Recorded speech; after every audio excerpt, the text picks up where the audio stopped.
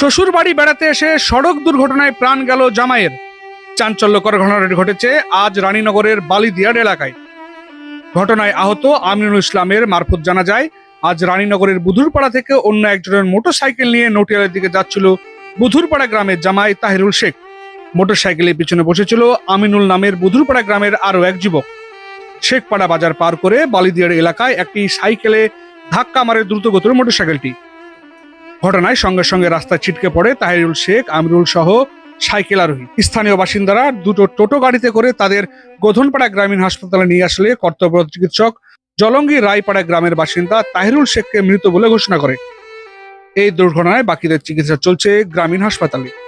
রায়নগর থানা পুলিশ মৃতদেহটি ময়নাতদন্তের জন্য পাঠানোর ব্যবস্থা করছে। ওই মোটর বাইকের পিছনে থাকা আমিনুল ইসলাম কি বলছে শুনুন।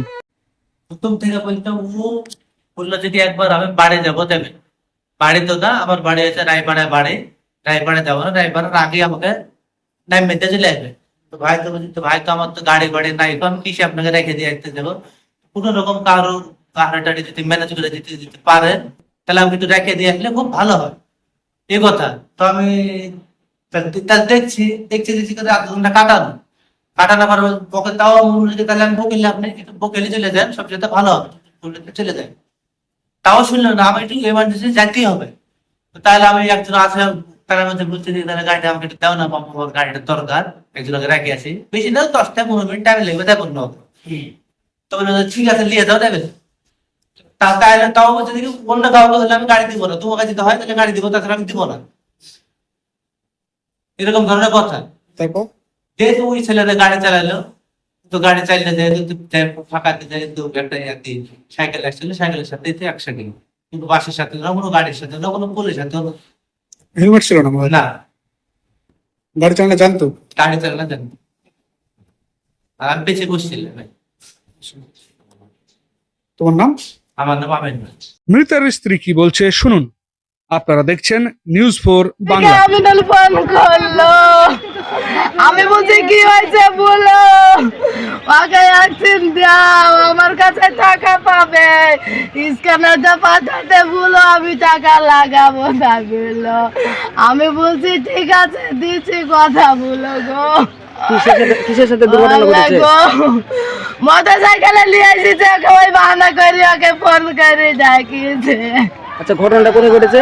আপনার এই বালিদিয়ার সাঁতালপাড়া বিষয়টা। আচ্ছা, তারপরে এখানে হসপিটাল নিয়ে এসেছিলেন? হাসপাতাল নিয়ে আমার স্বামীকে ডাকিছে, বাহানা করে চা খাতে যাবো বলে দিয়ে ওদিকে লিখেছে গো।